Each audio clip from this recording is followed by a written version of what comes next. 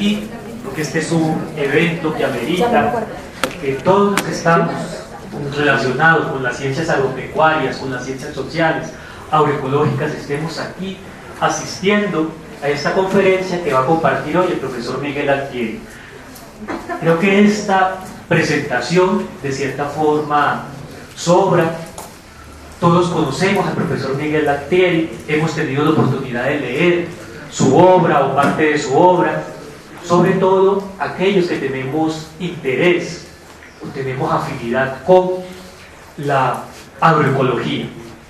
Pues el profesor Miguel Altieri, un referente internacional en este tema, profesor actualmente de la Universidad de California, quien hoy nos acompaña en la Universidad de Caldas, en la Facultad de Ciencias Agropecuarias, aprovechando su estadía en Colombia, en atención a la apertura del doctorado en agroecología en la Universidad de Antioquia. La intención con su presencia es establecer o afianzar los lazos interinstitucionales y por supuesto también personales entre la comunidad académica de aquí y la que ejerce en otras regiones latinoamericanas y también del mundo. Vamos a darle la palabra al profesor Miguel Altieri, quien va a estar hoy disertando sobre este tema: agroecología y cambio climático, desafíos y oportunidades. Profesor, muchas gracias. Muchas gracias. Buenos días a todos. Es un placer estar de vuelta acá en la Universidad de Caldas. Creo que estuve por acá en los años 80, cuando estaba el profesor Carlos Arango, que dictaba agroecología y promovía este tipo de pensamiento en la Facultad de Agronomía aquí en esa época. También tuve el placer de compartir con el colega José Humberto Gallego, que fue a Chile a un curso que dimos en el año 1992 preparando los futuros profesores de agroecología en las universidades latinoamericanas, y quien me ha recibido acá junto al profesor Méndez y darme la oportunidad no solo de conocer algunas experiencias ayer en Río Sucio, y también de Hilda, ¿no?, que tiene una finca agroecológica, sino también ver un poco lo que están haciendo los grupos indígenas en agroecología y soberanía alimentaria. Y por otro lado, poder dirigirme a tantos jóvenes, ya que, como verán ustedes, algunos de los problemas que ustedes van a heredar, me voy a referir a ellos, y van a tener que buscar herramientas que las van a encontrar en la agroecología para poder crear una sociedad rural, una sociedad urbana que se adapte a los escenarios futuros que vamos a estar enfrentando y ya estamos empezando a enfrentar. Bueno, lo primero que nada es que la agricultura industrial, la agricultura convencional, la agricultura de la Revolución Verde, se creó bajo premisas que hoy día ya no son válidas. Entonces, la primera premisa es que la eficiencia productiva solo se puede alcanzar a través de la especialización, la simplificación y la concentración, que la intervención terapéutica es la vía más efectiva para controlar las limitantes productivas o plagas, enfermedades, deficiencias de nutrientes, etc. O sea, el control de la naturaleza. La innovación tecnológica es el único camino para superar desafíos productivos. Cuando me refiero a la innovación tecnológica, ellos están hablando básicamente de la ciencia cutting edge, o sea, la genética, la biotecnología.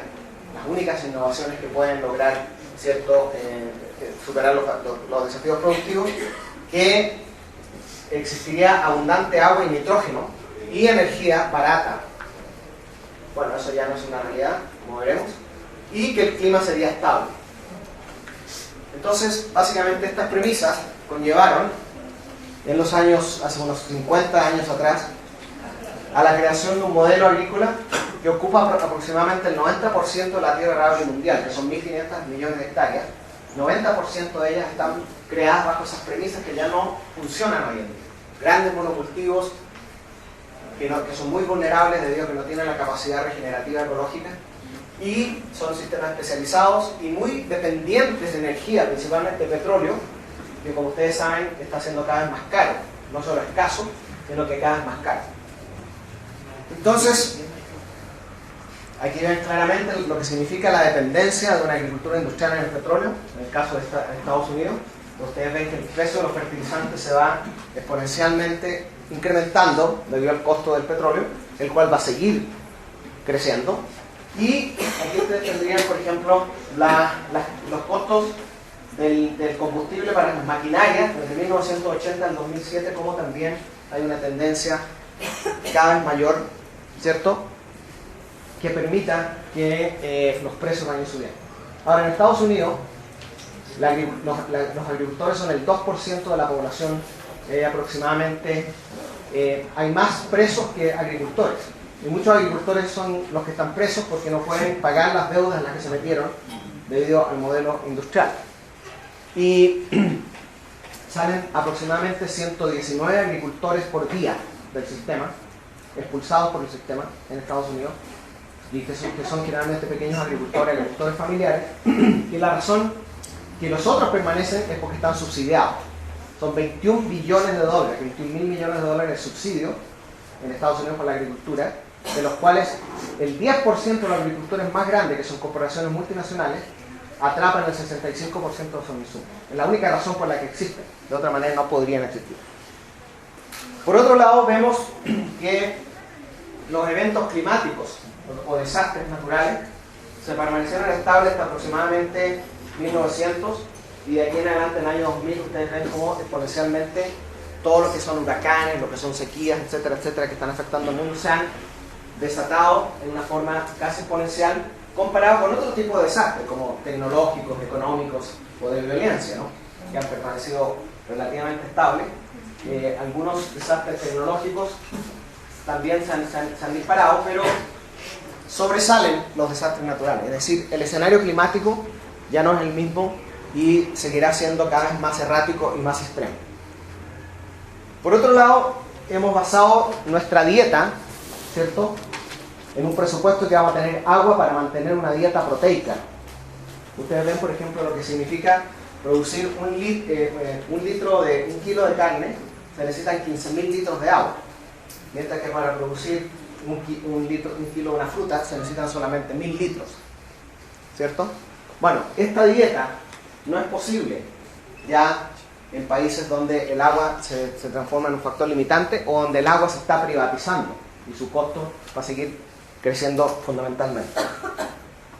Por otro lado, lo interesante es que esta agricultura industrial, que se ha transformado en una fuerza modificadora de la biosfera de grandes proporciones, es una de las causantes del cambio climático que empieza a limitar la producción agrícola.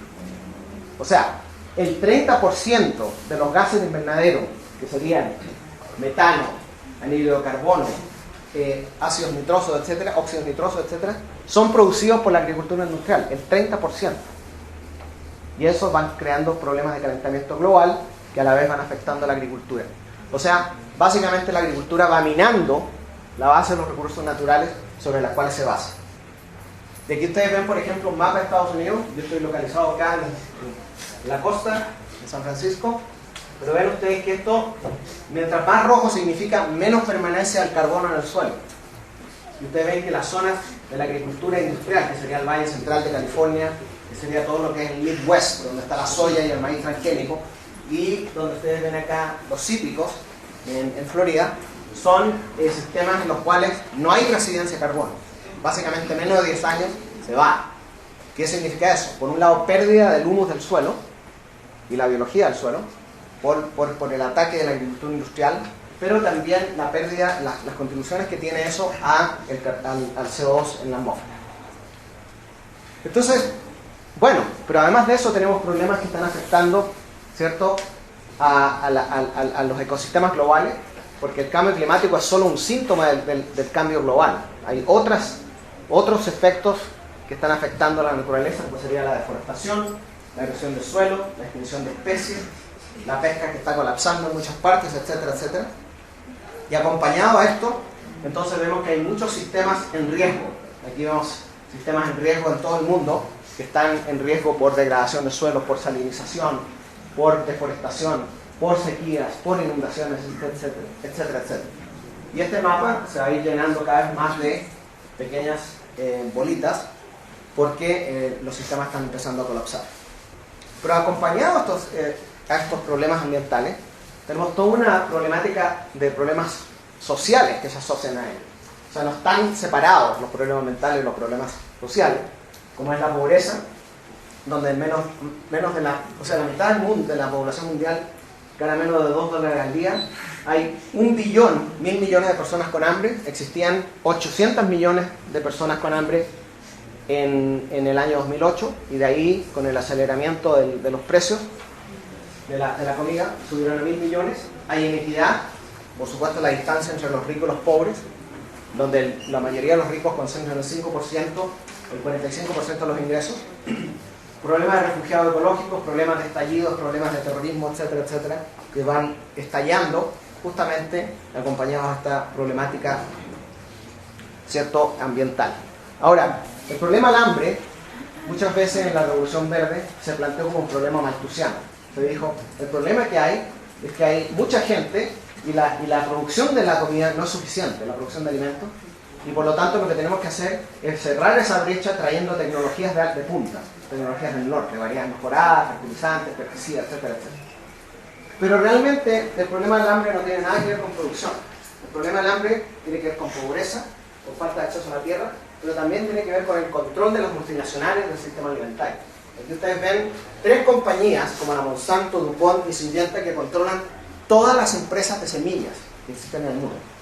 O sea, la privatización del germoplasma es, por supuesto, un control que ejercen las multinacionales sobre lo que sería el control del material básico de la vida. Aquí ustedes ven cómo se han incrementado los precios de los alimentos en el 2008, de donde se producen las grandes manifestaciones y protestas en diferentes países del mundo, debido a que suben los precios de la comida. Y estos precios suben por razones que voy a explicar en un minuto, pero miren lo que sucedió al mismo tiempo con las ganancias de las multinacionales que controlan el sistema alimentario.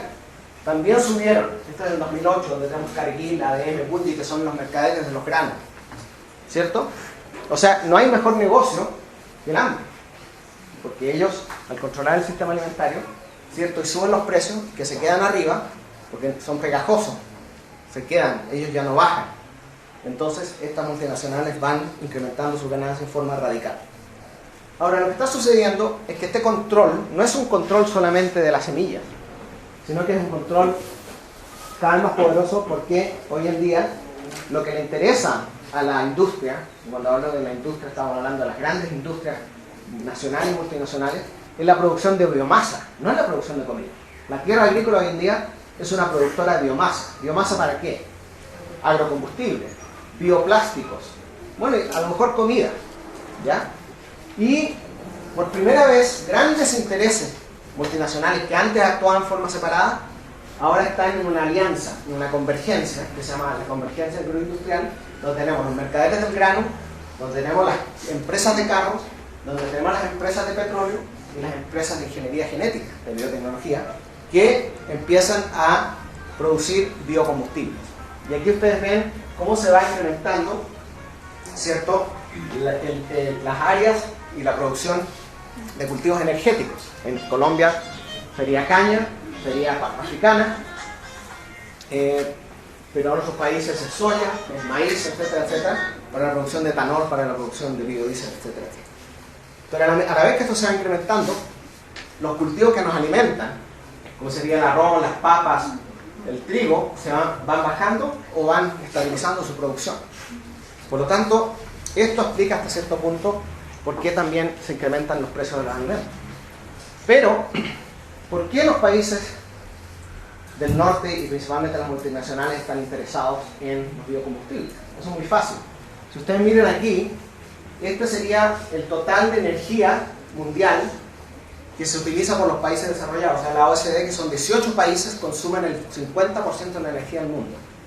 Y el resto de los países, que son 170 países más, comparten la otra mitad de la torta, donde América Latina aparecería con el 4.4% del uso de la energía mundial. O sea, Estados Unidos consume aproximadamente el 25% de la energía mundial y nosotros como continente 4.4%.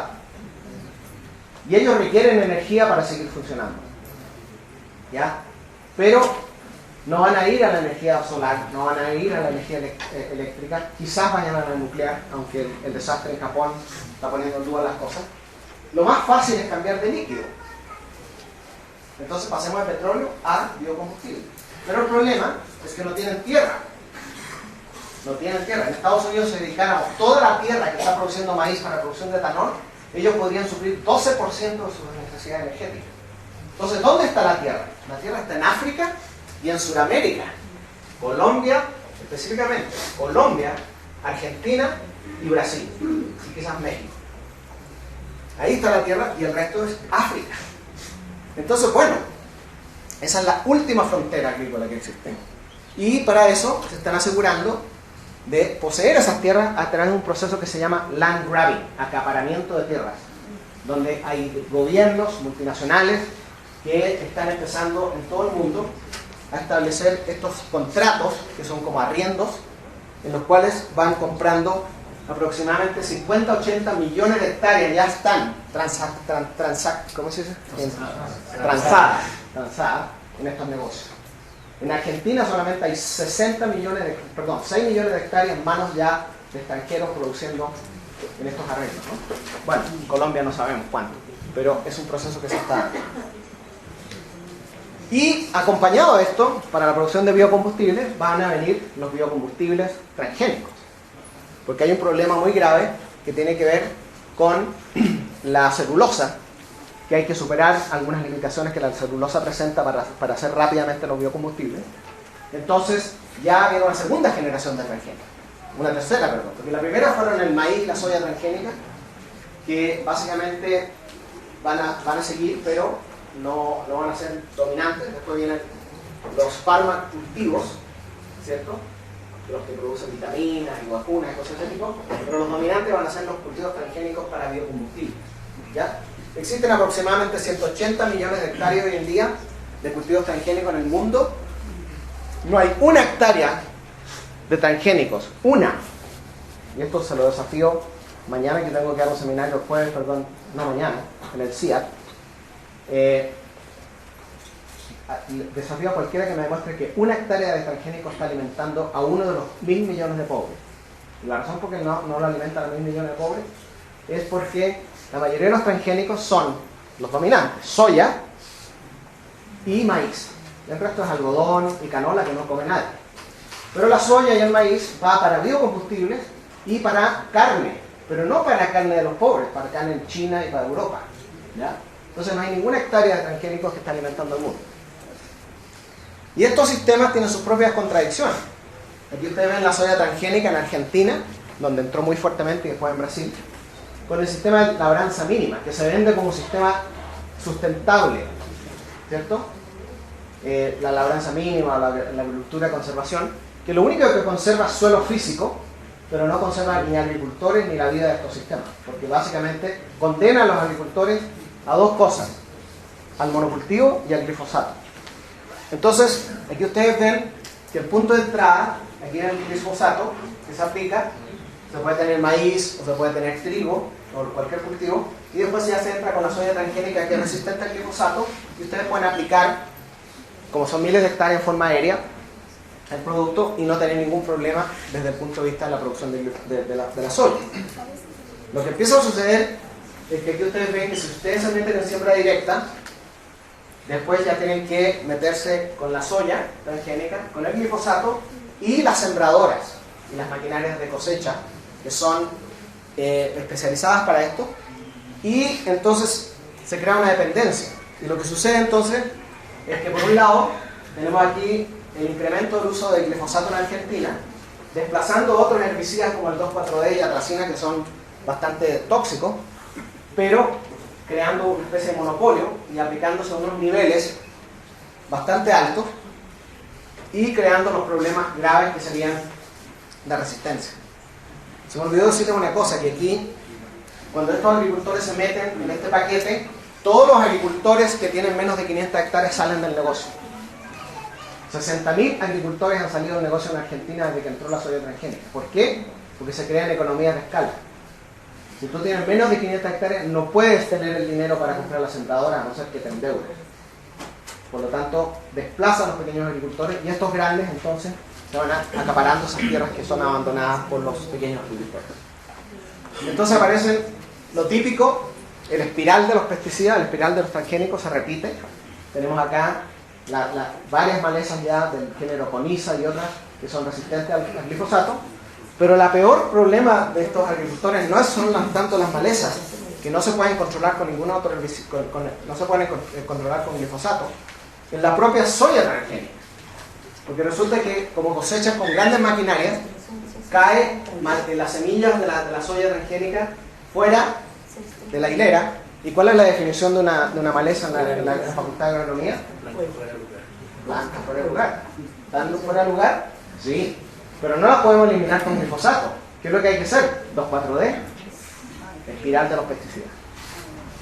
Y además de eso, el glifosato, a pesar de que se habla de que tiene problemas, que no es fitotóxico, ya hay investigaciones en Brasil que demuestran de que altera la composición de las comunidades microbianas en el suelo y altera la síntesis de sustancias de defensa como fitoalexina, predisponiendo a los cultivos, especialmente soya, a ciertas enfermedades. Y también hay muchos estudios que están demostrando los efectos que están teniendo sobre anfibios. Ustedes saben que los anfibios son indicadores y los polinizadores son indicadores de la calidad ambiental. Y hay muchos anfibios que están decreciendo sus poblaciones en estos sistemas. Bueno, esta es como una introducción a la problemática. Entonces, si queremos salir de esta situación que crea un sistema, o sea, en la crisis ambiental que hoy día estamos enfrentando, en la crisis de la agricultura, la crisis del hambre, es la crisis de un modelo económico dominante. No es que pasó porque sí. ¿Cuál es ese modelo económico dominante? El capitalismo. No podemos resolver los problemas que hemos creado con el capitalismo con la misma mentalidad capitalista. Eso lo dijo Einstein. Einstein dijo, no se puede solucionar un problema con la misma mentalidad que lo creó. Tenemos que traer otro paradigma. De otra manera vamos a caer en este pensamiento lineal que no nos va a llevar a ninguna parte. Entonces, tenemos que buscar un nuevo camino. Y ese camino nuevo, ese nuevo paradigma es la agroecología. Porque la agroecología, por un lado, se basa en las contribuciones que ha hecho las ciencias agrarias y la ecología y la sociología, etcétera, etcétera, pero también se basa y muchísimo en el conocimiento tradicional, indígena, campesino. O sea, lo que crea es un diálogo de saberes de los cuales emergen principios fundamentales que guían el diseño de los sistemas sustentables y toman formas tecnológicas específicas de acuerdo a las condiciones socioeconómicas, ambientales, culturales de cada zona, pero para que esto sea relevante, para que estas tecnologías sean relevantes, no se crean en las universidades ni en los centros de investigación, sino que se crean con los propios campesinos bajo condiciones de investigación participativa. O sea, junto con los campesinos se construye el pensamiento y la teoría agroecológica. Entonces, el desafío que tenemos es que tenemos que incrementar la producción, no sé si doblarla, pero sí incrementar la producción significativamente, pero sobre la misma base de tierra arable disponible, o quizás menos, porque mucha de esa tierra se va a ir para biocombustible, usando menos recursos, en particular petróleo, agua y nitrógeno, en un escenario de cambio climático, crisis financiera y social. ¿Ya? Ese es el escenario que se viene. Pero, por lo tanto, nosotros planteamos que no es posible con el modelo agrícola industrial y sus nuevas derivaciones biotecnológicas, sino que se necesita un nuevo paradigma que es la agroecología. Entonces, si esas son las problemáticas, ¿cuáles son las características que tiene la agricultura del futuro? Y cuando hablo del futuro estoy hablando de ya, porque el futuro ya llegó. Primero, modelos agrícolas independientes del petróleo. No podemos seguir dependiendo del petróleo, sino de otra manera se va a producir la problemática que les expliqué anteriormente. Segundo, los agroecosistemas tienen que ser de bajo impacto ambiental, amigables a la naturaleza, resilientes al cambio climático, eso es fundamental. De otra manera, se tienen, no solamente que mitiguen o se adapten, sino que sean resilientes, ya voy a hablar un poco de eso, que sea una agricultura que sea multifuncional, que no solamente cree comida, sino que cree servicios sociales, servicios culturales, servicios ambientales, y que se base, que sea la fundación de los sistemas alimentarios locales. Tenemos que empezar a cortar los circuitos de producción y consumo, a cortarlos, porque por cuestiones energéticas. Ya no podemos seguir dependiendo de alimentos que vienen de Estados Unidos, o que vienen de Australia, o mandar de aquí a China. Todo eso se va a estar limitado por problemas de energía, por problemas de cambio climático, etcétera, etcétera. Entonces, dentro de todos estos escenarios de una diversidad baja y alta y una productividad baja o alta, nosotros estamos buscando cuál es el próximo modelo. Y ese modelo es este, el modelo agroecológico, de alta eficiencia, de alta diversidad, de alta productividad. Y esa eficiencia se da ¿por qué? Porque los sistemas dependen de insumos, no dependen de insumos externos, tienen altas tasas de reciclaje y tienen un alto nivel de integración, de sinergia entre los componentes que ustedes van colocando en ese sistema, donde los animales, las plantas y el suelo van interactuando y van creando sinergias complementarias. ¿Dónde está ese modelo de agricultura? Si nosotros tuviéramos que pensar dónde está ese modelo de agricultura, la tenemos en la agricultura campesina y indígena. Hay modelos. Estos modelos que les estoy hablando aquí ya existen. No los vamos a crear. Estos modelos ya han existido por milenios en América Latina, en la zona mesoamericana, en las zonas tropicales, en las zonas andinas, donde hay modelos, ¿cierto?, de agricultura campesina, que es muy importante porque hay un informe que recientemente salió que demuestra que el 50% de lo que nosotros comemos viene de la agricultura campesina. El 30% viene de la agricultura industrial, y cada vez menos. Y el resto viene de la pesca y de la colecta y ese tipo de cosas. O sea, nosotros dependemos como humanidad de la agricultura campesina. ¿Y cuántos agricultores hay? Hay 1.5 billones de campesinos, o sea, 1.500 millones en 380 millones de fincas a nivel mundial, ¿ya? Y al menos 370 millones de estas son indígenas, son sistemas indígenas, ¿ya? Con una gran importancia. ¿Cuál ha sido la contribución que ha tenido esta agricultura, además de, ¿cierto?, producir comida? Por un lado, han sido los que han salvaguardado, han creado y domesticado y guardado y conservado el germoplasma. Miren, la agricultura campesina nos entregó a nosotros 1.9 millones de variedades de diferentes cultivos, de maíz, de frijol, de yuca, de esto, del otro, 1.9 millones. La Revolución Verde, con sus centros internacionales, nos entregaron solo 8.000. 8.000, comparado con 1.9 millones. Si hablamos de razas animales, lo mismo. O sea, la contribución que han tenido ha sido fundamental desde el punto de vista del germoplasma, que es fundamental para la base de la agricultura. Pero también nos ha entregado conocimiento tradicional. Conocimiento tradicional que es muy importante para enfrentar el cambio climático. No solo nos han enseñado cómo diversificar nuestros sistemas, sino también nos han dado ejemplos de resiliencia. Porque el cambio climático, hay muchos estudios que plantean que se va a perder cultivos, que se va a perder productividad, no voy a entrar en detalles, y que los que más van a sufrir son los pequeños agricultores, como en este caso en México, por ejemplo, una foto de un maíz que está totalmente seco. Pero estas estadísticas a veces esconden la capacidad de resiliencia y de innovación que han tenido los campesinos y los indígenas para enfrentar estos eventos. Entonces, hay muchas prácticas que utilizan los agricultores para enfrentar y prepararse incluso para el cambio climático. Por ejemplo, un aspecto muy importante es entender el concepto de los indígenas que hablan del territorio. Eso es muy importante, porque cómo se organiza el territorio, la matriz ambiental del territorio, tiene mucho que ver con lo que pasa en el cambio climático de las fincas, con los efectos del cambio climático en las fincas. Una cosa es tener una finca en este paisaje rodeado de monocultivo, y otra cosa es tener una finca rodeado de esta matriz ambiental. Por ejemplo, esto es en China. Ustedes ven aquí una zona de arroz, donde hubo una sequía de 2 años, muy parecida a la que hubo en Texas el año pasado, donde colapsaron casi todos los sistemas industriales. Y estos sistemas colapsaron. Bueno, yo estuve aquí en esta zona, y si ustedes van detrás de estos cerros, se van a encontrar con estos sistemas milenarios que no han sufrido mayores efectos. ¿Y por qué no han sufrido mayores efectos?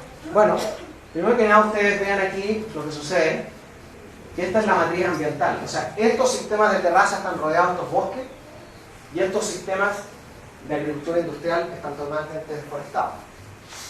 ¿Y por qué es importante tener una matriz ambiental de bosque? Porque muchos sabemos que todo este ciclo que llamamos el ciclo del agua es muy diferente en un sistema que tenga bosques que en un sistema que no tenga.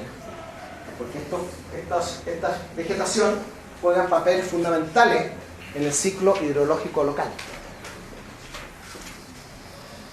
Aquí nosotros tenemos, por ejemplo, campesinos que tienen varios sistemas, ¿cierto? En un paisaje, que es muy típico, por ejemplo, de las comunidades, de los ejidos en México, de las comunidades indígenas, en donde tienen varios sistemas de producción, sistemas agroforestales, tiene un sistema aquí de arroz, por ejemplo, que ese a lo mejor sufre, y este sistema también puede que sufra, pero hay otros sistemas que ellos manejan en los cuales no van a sufrir el impacto del cambio climático. Hay una compensación por manejar esa diversidad del paisaje.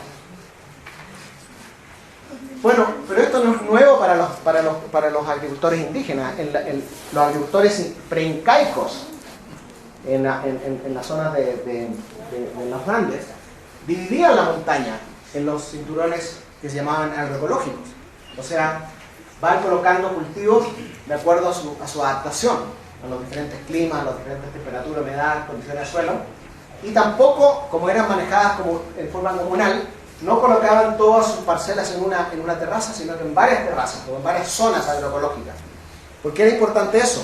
Porque cuando estos son todos agricultores de este nivel de desastre, o sea, cuánto se perdió de la producción, en todos los agricultores que solamente colocan sus parcelas en un cinturón, en una zona.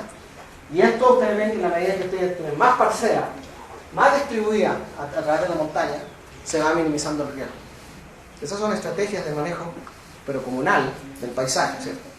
O estos sistemas que están a 3.800 metros sobre el nivel del mar, que se llaman los waru-warus, donde ya se han reconstruido 24.000 hectáreas por los agricultores en esta zona.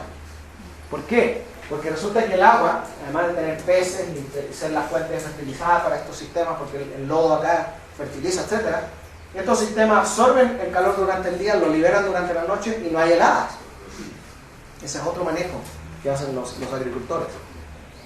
O el germoplasma, como en el caso de los maíces indígenas de México, el centro de origen, donde ahora desgraciadamente el gobierno mexicano ha autorizado la liberación de transgénicos, imagínense, en el centro de origen. Bueno, acá ustedes ven, por ejemplo, que vamos a encontrar razas de maíz que pueden crecer de 0 metros a nivel del mar hasta 3.500 o con 0 agua hasta 3.500 milímetros de agua. O sea, están todas las posibilidades que para adaptarse a diferentes condiciones ambientales. Yo me pregunto, ¿por qué se crearon nuevas variedades? Si existen 1.9 millones de variedades, ¿cierto? De las cuales conocemos el 25%, solamente el potencial del 25%. ¿Por qué se trajeron variedades mejoradas o se crearon variedades mejoradas en estos países? Para dar un ejemplo, este es el maíz de cajete. Si ustedes se van a Oaxaca, que es una zona muy linda en México, en las zonas altas, que se llama la Mixteca, los campesinos manejan este maíz que se llama el maíz de cajete, que es básicamente un complejo genético bastante interesante, no es una sola variedad. Estos agricultores le llaman cajete porque hacen un cajete que es como un hoyo, y después dentro de ese hoyo, con un chuzo, siembran ahí las semillas, 3 o 4 semillas, y después esas semillas crecen sin agua. No tengo la foto, pero básicamente crecen sin agua. Pero no solamente la semilla, sino que es el manejo y el conocimiento tradicional que va acompañando al manejo de esas semillas.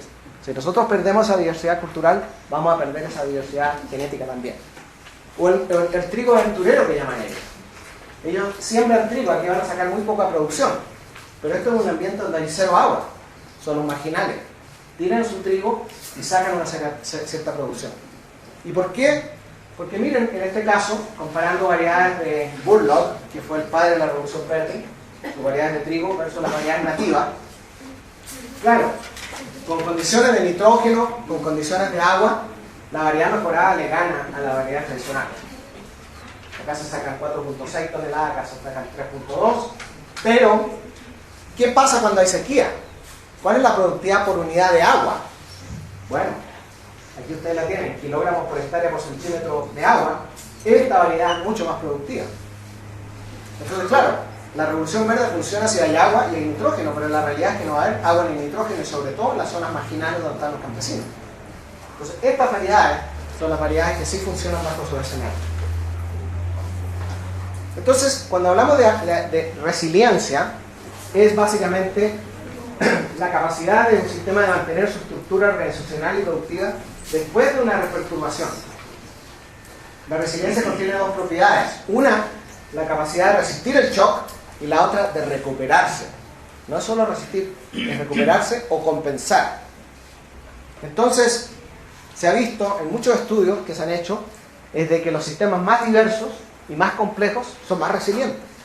Y eso lo sabían los ecólogos. Los ecólogos hablaban de estabilidad y diversidad en los ecosistemas naturales. Bueno, los mismos principios se aplican en la agricultura. Entonces, estos sistemas diversificados son mucho más resilientes que estos sistemas de monocultivo. Porque, por ejemplo, si viene una helada, como pasa, por ejemplo, en las zonas altas de Tlaxcala, los agricultores aquí siembran maíz con haba. ¿Qué pasa si viene una helada? Se muere el maíz, pero resiste la haba. O algunos siembran maíz con sorgo. Si viene la sequía, se muere el maíz, pero queda el sorgo. O sea, esa capacidad de compensar. O en los sistemas agroforestales, por ejemplo, los cafetales que ustedes tienen acá en Colombia, que desgraciadamente ayer me di cuenta que parece que Cenicafé se llevó la biodiversidad, sombrío. Bueno, quizás puede incrementar la producción sin sombrío, pero miren lo que pasa en México. Con alta sombra, esta es la evapotranspiración del sistema. Sin sombra, esta es la evaporación del sistema, la evapotranspiración del sistema. Entonces la pregunta es, bueno, son muy productivos los cafés ahora, siempre y cuando haya agüita y haya nitrógeno. ¿Qué pasa cuando venga la seca? ¿Qué va a pasar con ese sistema? ¿Cierto? O los grandes pastizales en los llanos orientales, donde el Fiat metió millones de dólares en investigaciones pastos mejorados. ¿Qué pasa cuando viene la seca? Hasta ahí llegaron. ¿Y cuáles fueron las consecuencias hace 2 o 3 años? Según tengo entendido, murieron 2 millones o algo así de vacunos. Sin embargo, los sistemas que resistieron fueron los sistemas que promueve, por ejemplo, CIPAD, los sistemas agroforestales. Porque estos sistemas sí conservan humedad. Aquí hay mucho menos evapotranspiración en estos sistemas. Entonces, de nuevo, la diversificación es clave para la resiliencia. Pero esto no es teoría, esto hay evidencias ya. Por ejemplo, la primera evidencia es que en Centroamérica hubo un huracán que se llamó Mitch, en los años 90. El Mitch, se hizo un estudio donde se compararon las fincas de los agricultores que se metieron en el monocultivo para la exportación. Aquí el principal efecto del Mitch no fue tanto los árboles y que se llevó los cultivos, el viento, sino los derrumbes. Y un poco lo que pasa aquí también en estas zonas. Bueno, esta es la realidad del Mitch en los monocultivos. Esta es la realidad de los sistemas diversificados.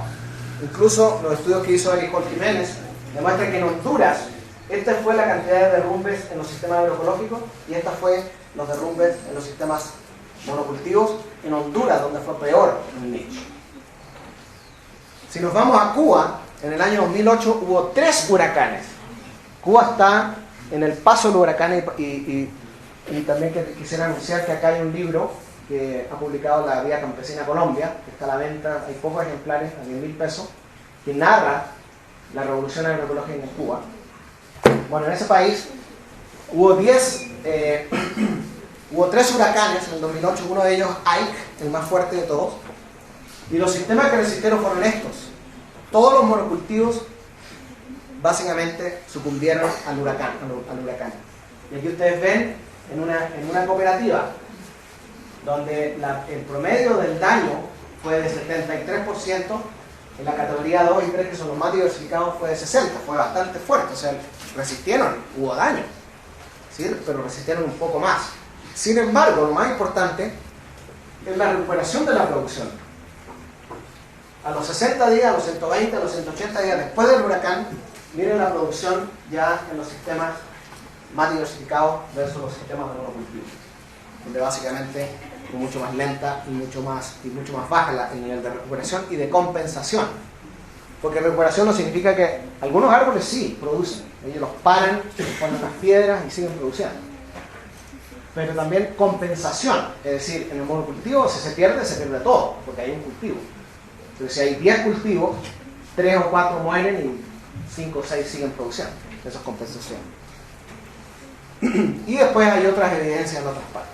Ahora, una de las claves del manejo de toda esta resiliencia no es solo la estructura sobre el suelo, la diversidad sobre el suelo, sino que la diversidad bajo el suelo. Todo lo que tiene que ver con la biología del suelo, todo lo que es la materia orgánica en el suelo, es fundamental en el manejo de estos sistemas, porque esta capa ¿cierto?, le confiere una serie de propiedades como la profesora aquí seguramente les enseña a los estudiantes. Y una de ellas es infiltración. Aquí ustedes ven materia orgánica y infiltración. ¿Por qué? Porque la materia orgánica va mejorando la estructura de ese suelo. Y mientras más infiltración hay, ¿qué pasa? Menos erosión, ¿cierto? Porque más agua se va para abajo. O aquí ven ustedes, por otro lado, estudios de largo plazo en Estados Unidos, en la agricultura orgánica y en la agricultura convencional. Aquí tienen los rendimientos bajo sequía en el orgánico versus el convencional bajo sequía. ¿Por qué este tiene más producción bajo sequía? Porque la materia orgánica es una esponja, incrementa la capacidad de retención de humedad en el suelo. Por lo tanto, cuando no hay agua, la materia orgánica juega un papel fundamental. Pero no solo eso. Me imagino la profesora también les ha hablado de las micorrizas. Cuando ustedes empiezan a manejar sistemas de forma orgánica, se van creando comunidades microbianas. Uno de estos componentes son las micorrizas, que son hongos, ¿cierto?, que tienen una serie de funciones, pero una de ellas es incrementar el uso de eficiencia del agua. ¿Por qué? Porque básicamente las micorrizas extienden el sistema radicular. No es que lo extiendan físicamente, sino que se transforman en un tejido que extiende el sistema radicular 50% más. Por lo tanto, la exploración del perfil del suelo para utilizar esa agua macroscópica es muy importante. Los mulch, todo el manejo de mulch en los sistemas fundamentales, ¿cierto? ¿Por qué? Porque el mulch sabemos que incrementa la infiltración de agua en el suelo y también la absorción de agua o el almacenamiento.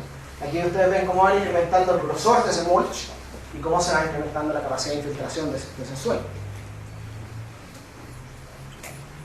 Y los cultivos de cobertura, todo lo que es el manejo de las coberturas, que serían en lo que se llama en el descanso, cuando tienen rotaciones de cultivo, ustedes pueden dejar un barbecho mejorado. Esto lo hacen en Brasil, los pequeños agricultores del sur, donde creo que hay algunos estudiantes brasileños acá, quizás conocen este sistema, donde los agricultores siembran estos tres cultivos: centeno, vicias y rábano, forrajero.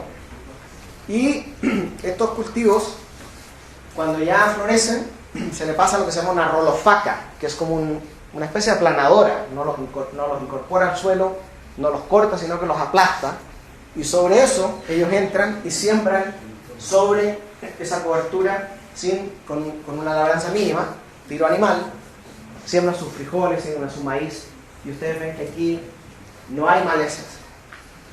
Y la razón por la que no hay malezas es porque esos cultivos de cobertura, al descomponerse, empiezan a liberar unas sustancias anelopáticas que se concentran en los primeros 2 centímetros del suelo, donde está el 99% del banco de semillas, y por lo tanto las semillas de las malezas mueren y las de cultivo no, porque ellos siembran más profundo, porque ellos dicen que se calienta el suelo. El suelo está quench, dicen. ¿Ya? Ellos saben, tienen su conocimiento, no lo explican como alelopatía. Pero además de eso, miren lo que pasa con la conservación de agua. Este es el porcentaje de humedad en el suelo con las coberturas versus los monocultivos. También hay un efecto sobre mantención de humedad en el suelo. Y después de eso vienen las cosechas de agua, todos los sistemas de cosechas de agua que existen. Por ejemplo, esto es en Mali, en el norte de Mali, una zona semidesértica del Sahel. Miren ustedes cómo ellos hacen lo que se llaman los zai, que son los hoyos que los llenan de compost y después siembran sobre eso, ¿cierto?, sus semillas, y esos crecen básicamente con muy poca humedad. Eso es un sistema in situ de cosecha de agua. O las cosechas de agua dentro de las fincas, que es muy común. ¿Para qué? Para que después esa agua pueda ser utilizada en pequeños espacios para cultivar en las épocas secas. Porque hay zonas donde cae agua 2 meses y después 10 meses seco. No es que no haya agua, sino que cae en 2 meses. Bueno, hay que conservar esa agua. Pero dependiendo de la cantidad de agua que yo conserve, yo voy a poder manejar las áreas agrícolas. O los sistemas que se llaman de concéntricos. Ahí está la brasilera por aquí. ¿Cómo es que se llama ese sistema? Mandala. Yo recordé antes que vos, ¿no? Bueno, y ahí ve que es un sistema donde hacen cosecha de agua y alrededor de estos sistemas van organizando la producción de cultivos. Y los círculos concéntricos, cuántos círculos hacen depende de la cantidad de agua que cosecharon. Bueno, aquí ven claramente perdón, la mandala, ¿no? Entonces son círculos concéntricos, pero se hacen círculos de acuerdo a la cantidad de agua que entonces se cosechó. Bien, pero los agricultores también, indígenas, cosechan agua, pero también restauran los paisajes. Por ejemplo, esta es una zona en la Mixteca, donde ustedes ven, este es el nivel de erosión de esa zona, histórico, por sobrepastoreo, por deforestación, y aquí ustedes ven unos espacios verdes. Esos son los campesinos que se quisieron quedar ahí. Porque ¿cuál es el futuro de esos agricultores mexicanos? Se van a Estados Unidos, al norte. ¿A qué? A ser explotados, a ser trabajadores rurales, a ser que lavan en los restaurantes, etcétera, etcétera. No tienen ningún futuro. ¿Ya? Entonces hay algunos que se quedaron ahí, sobre todo un grupo que planteó una propuesta de recuperación de paisaje. Primero, la reforestación del tope del cerro con bosque nativo, estos pinos oaxaquensis, ya no es pinus radiata. ¿Por qué? Porque ellos dicen que el tope de la montaña es la esponja. Y después, ya todo lo que es la conservación de suelos, todas las prácticas de conservación de suelo, con cosechas de agua en las zanjas, porque estas zanjas van a ser muy importantes para cosechar agua, ¿cierto? Que después por infiltración va a poder entregar humedad al sistema. Y también alguna cosecha de agua que se pueda llevar a ciertas zonas más bajas, donde ellos tienen sus cultivos y reintroducen ciertos cultivos tan importantes como el amaranto. Y ayer vi que muchos de los agricultores tienen el amaranto y la quinoa en las comunidades indígenas.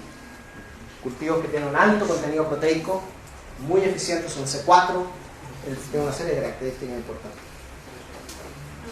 Bueno, pero la propuesta agroecológica no es solo para la pequeña agricultura. También se puede llevar a grandes extensiones, pero los modelos son diferentes. Este es un ejemplo de soya transgénica. Esto es la herencia de la soya transgénica en Argentina, en la zona por ahí de Rosario, de Córdoba, todo eso. Entonces se encuentran con esto: suelos degradados, químicamente, físicamente, aguas contaminadas, y resulta que hay un tipo, un rico, que se le ocurrió recuperar esto con sistemas agroecológicos. Y aquí en lo que consiste esta es la recuperación. En lo que consiste primero es mantener los brazos de los corredores biológicos para que haya conectividad, para que haya circulación de biodiversidad en los sistemas. Crear sistemas, aquí van a ver abonos verdes, aquí hay abonos verdes que están recuperando el suelo. Por ejemplo, la mucuna que usan aquí para recuperar el suelo, allá se usa, por ejemplo, la vicia, ¿cierto? En esta zona va a ir pasturas con árboles frutales, donde van a estar circulando ovejas, que y los árboles van a ser protegidos, por supuesto. Y aquí en esta zona van a haber sistemas diversificados, de policultivos, pero en franjas, de manera de que estos cultivos vayan circulando, vayan rotando, y vayan creando diversidad en el sistema. Entonces, solo ese ejemplo para mostrarles que es posible llevar esta propuesta a mayores escalas, con agricultores que sí están dispuestos a pasar más allá de la sustitución de los insumos. Y de hecho, hay muchos asentamientos, por ejemplo en Brasil, donde el Movimiento Sin Tierra ya ha conquistado más de 10 millones de hectáreas, se han tomado el Movimiento Sin Tierra, y son latifundios grandes, son asentamientos de 2.000 hectáreas. Ahí no se puede hacer policultivo de pequeña escala, ahí hay que hacer una propuesta agroecológica de gran escala. Pero ¿cómo se mueven todas estas innovaciones entre los campesinos? A través de lo que se llama el movimiento campesino-campesino. Es un movimiento horizontal de intercambio de información, está escrito en ese libro, en que los agricultores comparten su experiencia, donde ellos tienen muy claramente que hay que tener amor, hay que tener solidaridad, una serie de características de organización social. Y aquí viene el ejemplo en Cuba, que explica ese libro, que en 1999 había 216 agricultores asociados a la ANAP, que es la Asociación Nacional de Agricultores Pequeños en Cuba, y a través del método campesino-campesino llegaron a 110.000 en el 2009 y hoy día hay 140.000. 140.000, sin la intervención del gobierno, ni de la extensión, ni nada. Todo es mecanismo horizontal de transferencia de tecnología entre agricultores. Y aquí ven ustedes, antes del periodo especial, porque ¿qué pasó en Cuba? En Cuba, cuando cae el bloque socialista, Cuba era totalmente dependiente de los rusos, de los soviéticos, para todo. Pero cuando cayó el bloque, se les acabó. Imagínense que mañana, que es lo que pasó en Cuba, a ustedes les cierren el petróleo y los fertilizantes y los pesticidas. El 80%. ¿Qué pasaría en Colombia? ¿Qué pasaría en Estados Unidos? ¿Qué pasaría en Chile? En cualquier parte. Colapsa. Bueno, en Cuba colapsó momentáneamente. Ellos tenían una ventaja, dos ventajas. Una, tiene una organización social diferente, que a algunos no les gusta y a otros sí les gusta, no voy a entrar en detalle. Pero sí tienen una cosa, tienen capital humano. Tienen el 2% de la población latinoamericana y el 11% de los científicos. Porque la revolución invirtió en educación. Y eso hace mucha diferencia. Estemos de acuerdo con Castro, no, eso es otro tema. El punto es que antes del periodo especial, cuando ellos tenían petróleo y fertilizantes, pesticidas y maquinaria y todo, esta era la contribución de los campesinos en diferentes cosas, las viandas, en el maíz, en el frijol. Después que colapsa el sistema, miren los campesinos, son los que alimentan a Cuba. ¿Ya? ¿Y cómo lo hacen? Bueno, con prácticas agroecológicas. Rotaciones, policultivos, sistemas agroforestales, etc. Con esta maquinaria, esta es la maquinaria más sofisticada que van a encontrar en las fincas de ANAP, en esas 140.000 fincas, con unas innovaciones interesantes. Ellos hacen unos té de montaña. Eso que está aplicando él es un té de montaña, es un fertilizante que proviene del mantillo de los bosques.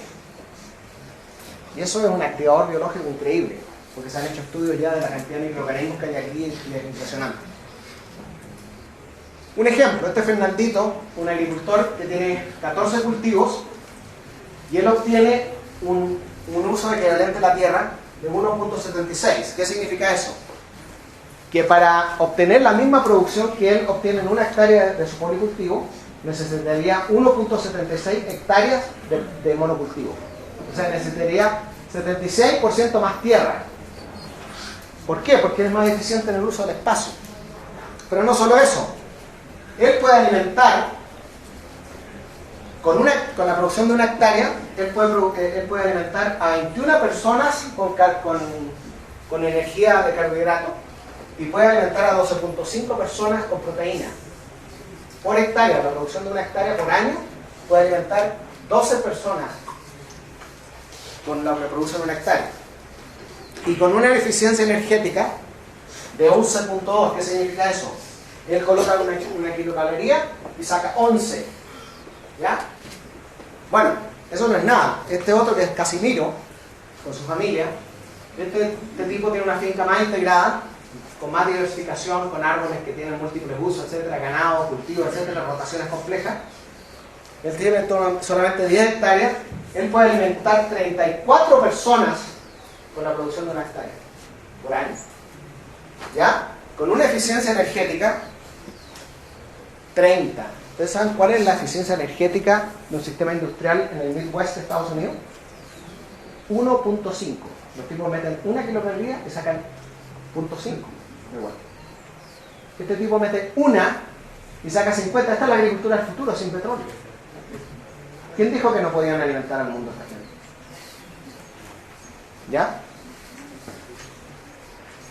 Pero también están pasando otras cosas interesantes. Los campesinos están organizándose con el apoyo a veces del gobierno local, por ejemplo en el sur de Brasil, donde tienen, por ejemplo, en algunas partes, en algunos pueblitos por ahí, por el Río Grande do Sul, por Santa Catarina, los mercados campesinos. Y los mercados campesinos son muy importantes porque por un lado tenemos los imperios alimentarios. ¿Quiénes son los imperios alimentarios? Son los que estrangulan a los productores y a los consumidores. ¿Quiénes son estos? Serían la Monsanto, la ADM, Cargill, DuPont, etcétera, etcétera, que determinan qué tecnología, qué costo de esa tecnología van a usar los productores y los endeudan. Y a los consumidores, ¿quiénes son aquí? Los Carrefour, toda esa gente que le determinan a ustedes qué van a comer y a qué precio. Ustedes no tienen poder de negociaciones. Usted va al Carrefour y paga lo que le piden. ¿Ya? Entonces, ¿qué es lo que hay que crear? Por un lado, hay que oponerse a esto. Los movimientos sociales se están oponiendo a esto, con organizaciones políticas, etc. Pero lo más importante es crear un bypass, o sea, una alternativa, que son los mercados campesinos, ¿cierto? Esto va a seguir, no lo vamos a poder destruir, pero sí podemos construir este bypass, ¿cierto? Y ya se está dando. Hay mercados campesinos en todas partes. En Bogotá es muy interesante lo que sucede. Y muchas veces apoyados por las prefecturas, por las alcaldías, estos productores venden más barato que los convencionales. ¿Por qué? Porque se crea una red de solidaridad. La gente le compra a esos campesinos, les asegura que les van a comprar y se crea una solidaridad y por lo tanto los precios bajan, porque hay mayor demanda y mayor oferta. Y hay muchas modalidades de estos mercados. Por ejemplo, también se están creando territorios, así como visitamos ayer Río Sucio, un territorio que está en el sur de Brasil también, donde aquí se dice, aquí se producen alimentos sin agrotóxicos. ¿Por qué? Porque el alcalde era un agricultor orgánico que lo eligieron alcalde. Y entonces van a crear ahora sus propias políticas, y una de ellas es la creación de los mercados institucionales. ¿Qué significa eso? Que como los gobiernos gastan dinero para alimentar a los niños en las escuelas o en las universidades o en los hospitales, etcétera, la comida institucional, que generalmente es chatarra, ¿por qué no, en vez de que ustedes aquí en Manizales, en la universidad o en las escuelas públicas o en los hospitales, en vez de que las empresas les den chatarra, los campesinos les den la comida? Bueno, eso ha sucedido en muchas partes de Brasil. Entonces, pero no le pueden dar lechuga y tomate. Hay que darles huevo, jamón, hay que darles pollo, entonces hay que crear microempresas, ¿cierto? Donde se tiene que procesar el alimento. Y aquí ustedes tienen las viandas, estas se llaman las viandas, donde en esta zona los agricultores tienen que producir 43.000 almuerzos por semana. Pero no le pueden dar solo lechuga, como tienen que darle huevos, tienen que darle diferentes cosas, queso, etc.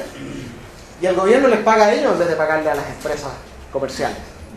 En vez de que les traigan pizzas congeladas o hamburguesas llenas de grasa y cosas de ese tipo, ¿no? Todo esto es parte de lo que se llama la soberanía alimentaria. Es una propuesta que hace la Vía Campesina, que significa el derecho a producir con precios justos a los campesinos y con precios justos a los consumidores al mercado nacional, para los productores campesinos nacionales. O sea, es prioritario que se produzca para el mercado regional y nacional. Eso no significa que no exporten, pero prioritario es producir la comida del país o de la región. Producción primero de alimentos para alimentar la población local y nacional, y tiene tres componentes fundamentales. Por un lado, la protección contra el dumping. Esto va por los países que firmaron el Tratado de Libre Comercio, donde México fue el primero que sufrió. ¿Qué significa el dumping? Estados Unidos subsidia la producción de maíz. Los gringos botan el maíz, su sobreproducción, en México, a través del tratado. Los campesinos no pueden competir con el precio del maíz que viene de Estados Unidos y salen del negocio. Tienen que emigrar a Estados Unidos, o irse a las ciudades, a los cordones de pobreza. Si no se cuidan acá, lo mismo va a pasar. Pero también tiene que haber entonces la protección contra el dumping, que es una cuestión a nivel nacional político.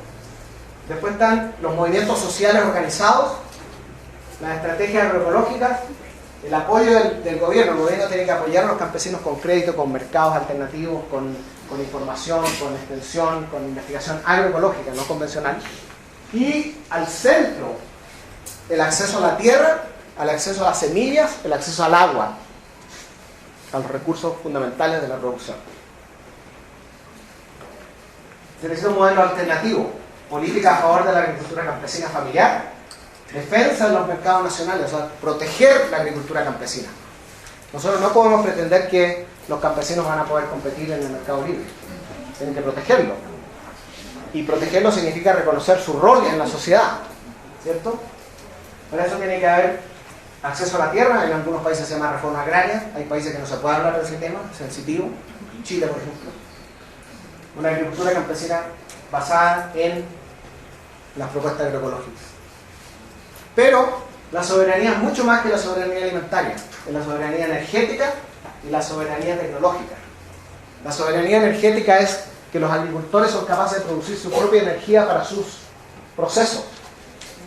Por ejemplo, hay agricultores en Brasil que producen 10% de sus tierras biocombustibles, pero no para entrar en el negocio de los biocombustibles, sino para energía de sus tractores y sus camiones. Ayer vimos a los campesinos ahí indígenas que tienen su biogás. Eso es soberanía energética. Ellos no dependen de, qué sé yo, quién vende la EPN en Medellín, ¿no? No dependen de las empresas públicas. Ellos tienen su generación de su energía. Y la soberanía tecnológica viene dada por la agroecología, porque ustedes diseñan sistemas que no dependen de tecnología externa. Porque es una agroecología de procesos. Yo diseñar mi sistema, como lo hizo Casimiro en Cuba, o como lo hacía Hilda, o como lo hace el campesino de ayer, el señor indígena, el señor Cristóbal, ¿cómo se llamaba? Nicolás. Aníbal. Y todo eso guiado por la agroecología en un contexto de resiliencia, es decir, que nuestros sistemas son capaces de resistir el cambio climático. Y bueno, ya para terminar, porque casi llevo un semestre de agroecología, hay iniciativas en América Latina que están promoviendo la soberanía alimentaria, por lo menos la están tratando de meter en la Constitución, como en Venezuela, Ecuador, etcétera, Brasil. Hay informes que han salido a nivel mundial por expertos, esto no es una tropa de comunistas, ni de hippies, ni de radicales como yo, como me han llamado ya tantas veces, sino que son informes como el ISTD. Vayan a busquen esas siglas en el Google. Es un informe sobre el rol de la ciencia y la tecnología en el desarrollo, que concluye que la agroecología es el camino. Y son 400 científicos de todo el mundo. Y hay informes para América Latina, informes para África, etc. El IAASTD. O vayan y busquen el informe de De Schutter, Oliver De Schutter, que es el rapporteur del derecho a la comida, a la alimentación de las Naciones Unidas, donde él concluye también que la evidencia científica demuestra que los métodos agroecológicos son el camino para el futuro. O sea, esto ya está siendo reconocido mundialmente. Y es un tema que se va a llevar muy fuertemente a la Cumbre de la Tierra ahora en Río, más 20, donde la agroecología va a empezar a sonar de forma muy fuerte a nivel internacional. Y lo último que, para terminar, quería mostrarles este dato muy interesante, esta tabla. Estos son cultivos, diferentes cultivos alimenticios. Este sería el potencial de producir alimentos con métodos agroecológicos en los países desarrollados, Europa, Estados Unidos, Japón, Australia, cosas así, ¿cierto? Cuando es mayor que 1 quiere decir que tiene potencial. No hay ningún cultivo excepto los azúcares, que sería lo único que se podría incrementar la producción en el norte con sistema agroecológico. Y miren aquí los sistemas en vía de desarrollo, los países en vía de desarrollo, sus niveles de incrementar la producción son de 2 veces, 3 veces con manejo agroecológico. ¿Por qué esa diferencia? El sur se va a transformar en el canasto de las comidas para el mundo si es que se apoya a la agricultura campesina, si es que no es arrasada por todos los procesos que les dije anteriormente. ¿Por qué? Tenemos varias cosas que el norte no tiene. Tenemos el conocimiento agrícola tradicional indígena, milenario. Todavía lo tenemos, todavía persiste. Tenemos el germoplasma. Esas 1.9 millones de la variedad no están en Europa. Hay algunas, pero están más que nada en el sur. Y tenemos los movimientos sociales rurales organizados. La Vía Campesina, el MST, la NAP, son movimientos fuertes organizados que están creando sus mecanismos de extensión. Ellos tienen sus propias universidades. Ustedes saben que hay campesinos como ustedes que están estudiando en Venezuela, en Paraguay, en Brasil, agroecología. 5 años para salir de agroecólogos, formados por sus propias escuelas. ¿Saben por qué crearon sus propias escuelas? Porque las escuelas convencionales no le dan las respuestas que ellos necesitan. Aquí les enseñan el otro paquete que ya está basado en las premisas que son falsas, que no funcionan hoy en día. ¿Ya? Entonces, yo creo que hay un desafío, sobre todo para los jóvenes, para las universidades, que si no se renuevan, los estudiantes se van a ir a estudiar a las escuelas de la Vía Campesina, y estas universidades se van a quedar vacías. A no ser que quieran seguir promoviendo los transgénicos y los monocultivos y esas cosas que van a colapsar con el cambio climático. Bueno, muchas gracias.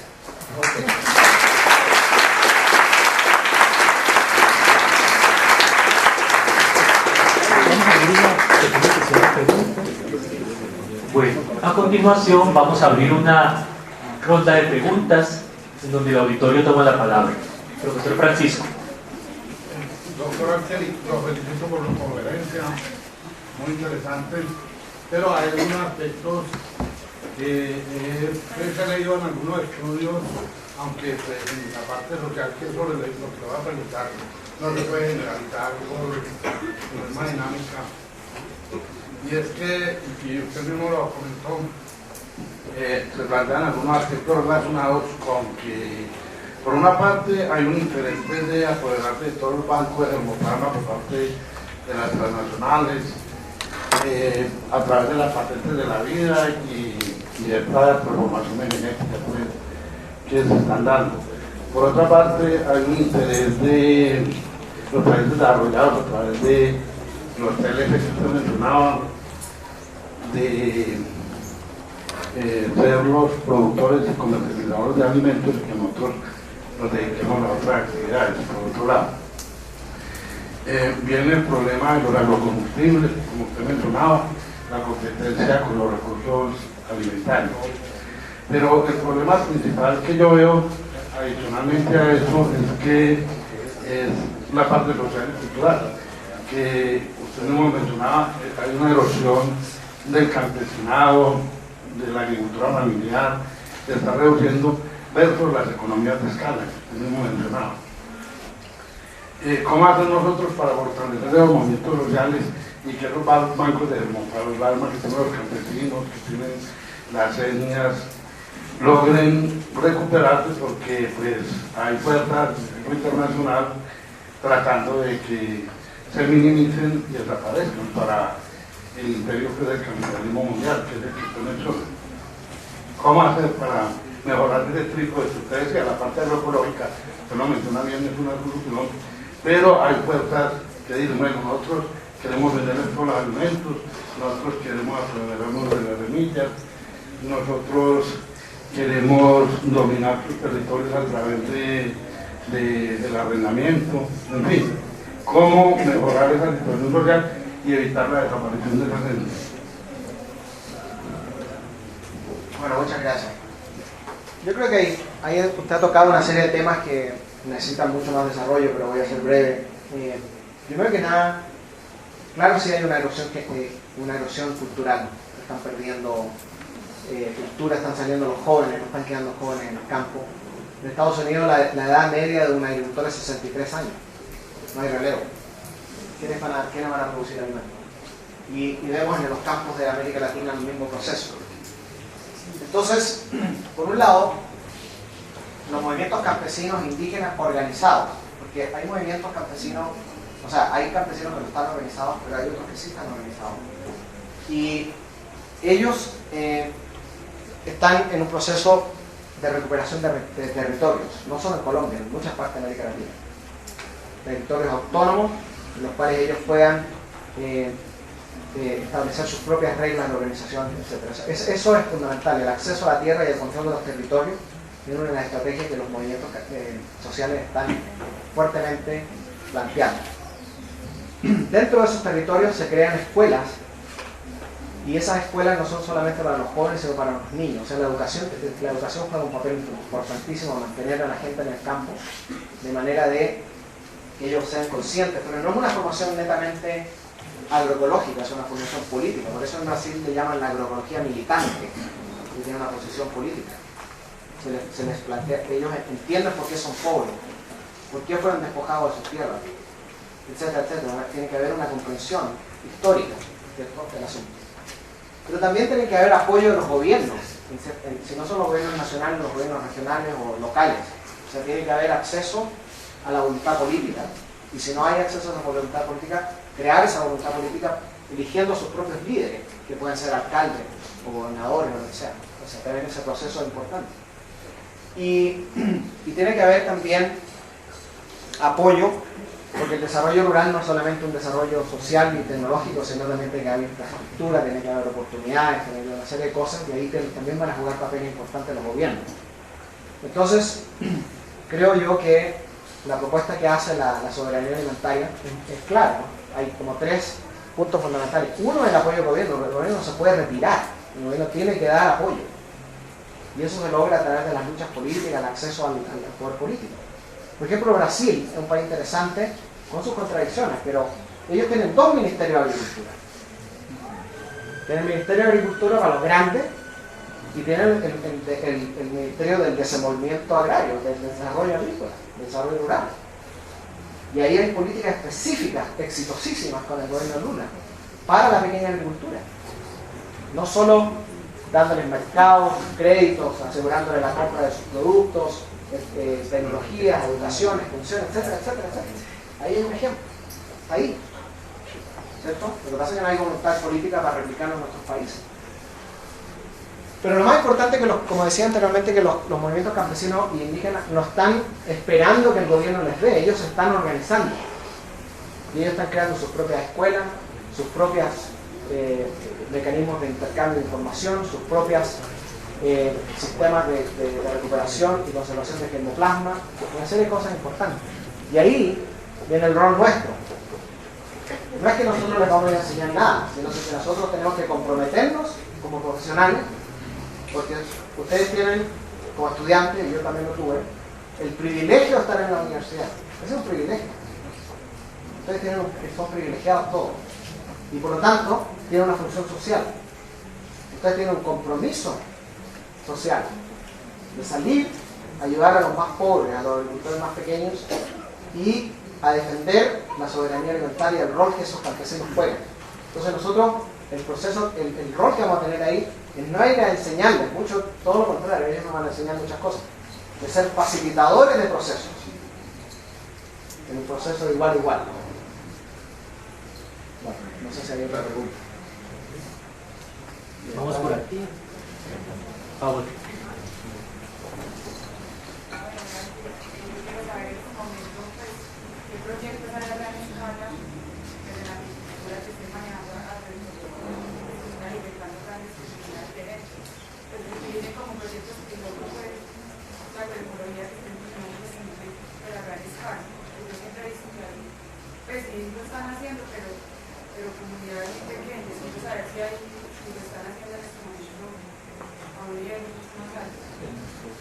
Bueno, es que la escala depende, porque si ustedes suman los miles de campesinos que utilizan métodos agroecológicos y sumamos el área, eso es gran escala. No sé, ¿estaba hablando de escala de áreas o escala de número de agricultores?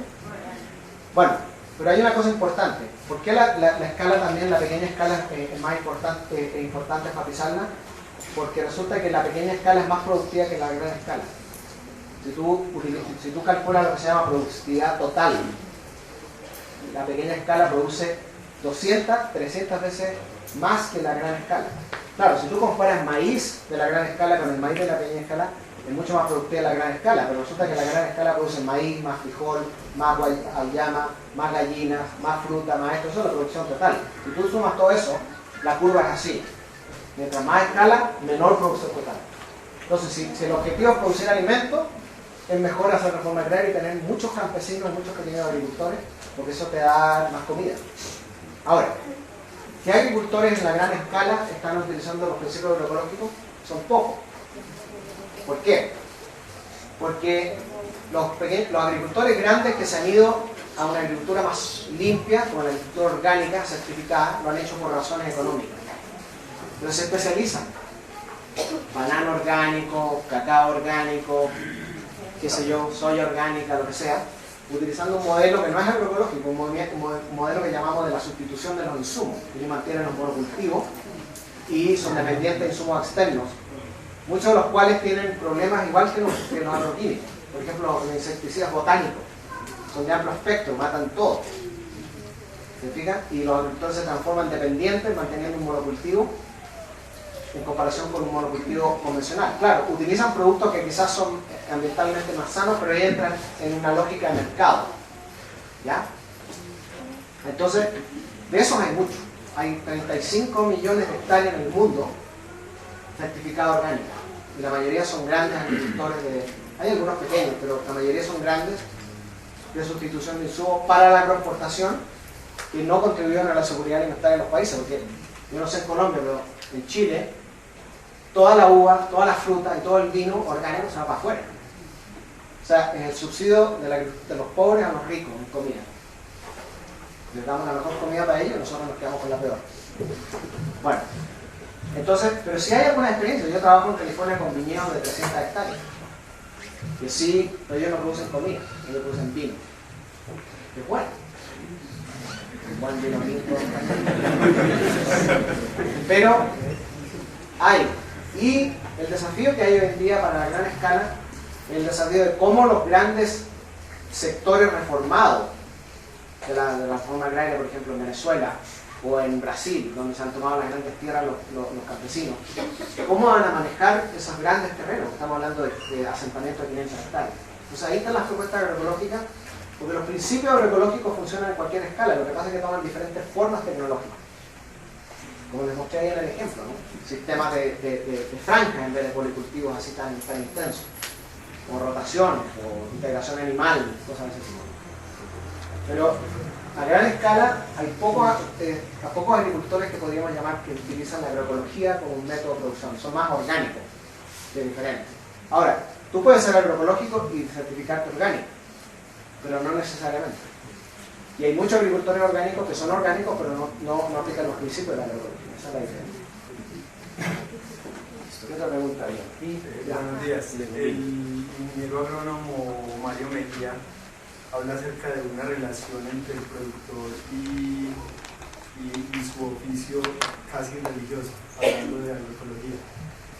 Nosotros los profesionales del sector agropecuario pues difícilmente llegamos a una relación de esas con nuestro oficio.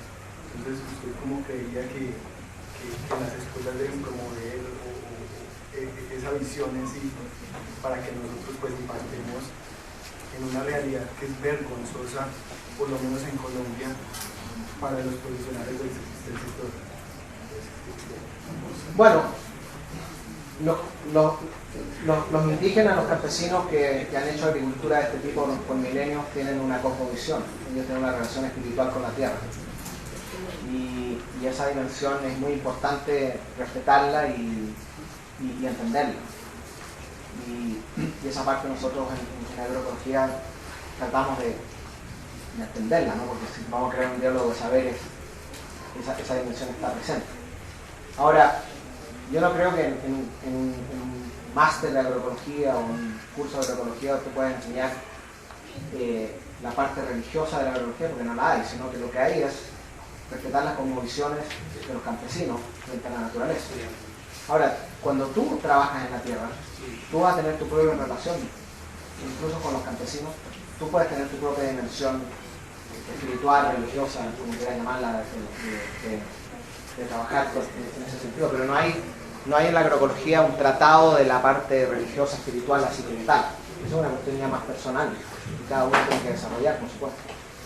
Porque los campesinos tienen esa relación con la naturaleza, la Pachamama, entienden muy bien todos los ciclos, ¿cierto?, que hay en el universo, y toda esa dimensión está ahí. Y hay que respetarle y tratar de entenderlo. Pero sí lo que enfatizamos mucho es la ética, la parte ética. Eso sí es importantísimo. En la formación profesional, tener ética profesional. Lina. Bueno, buenos días.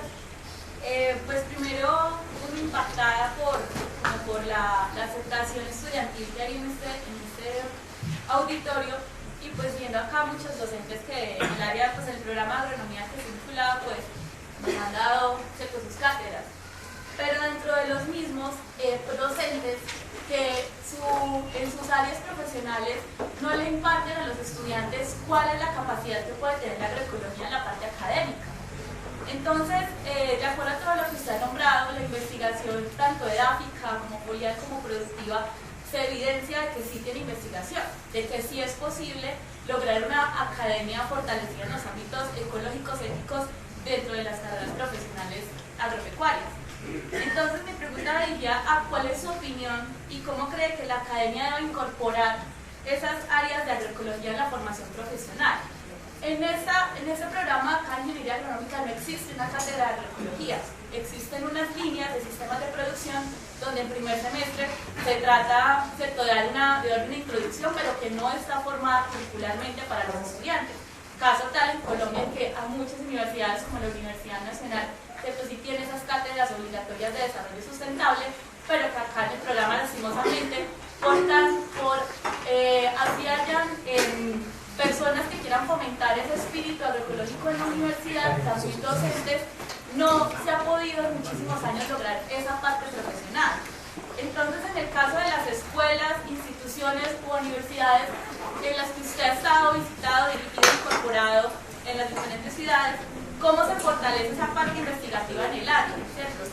Y de acuerdo a lo que el profesor ahorita Francisco y César decían sobre el diálogo de saberes, ¿cómo ha visto usted que la academia y los estudiantes han podido vincular tanto de manera voluntaria como obligatoria desde la academia en ese diálogo permanente en las comunidades en el aspecto rural?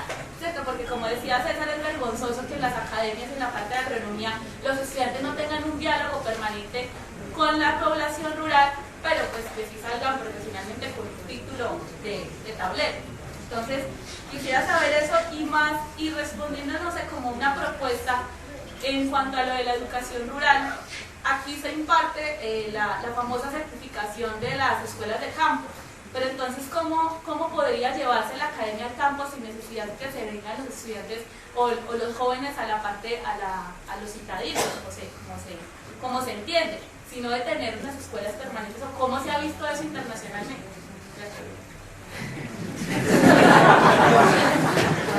Estaba hablando de reforma universitaria. Bueno, yo creo que las preguntas que ustedes tienen son muy importantes, son muy válidas. Como digo, las facultades de agronomía se crearon con las mejores intenciones, pero bajo presupuestos que hoy día ya no son válidos. Tenemos que cambiar.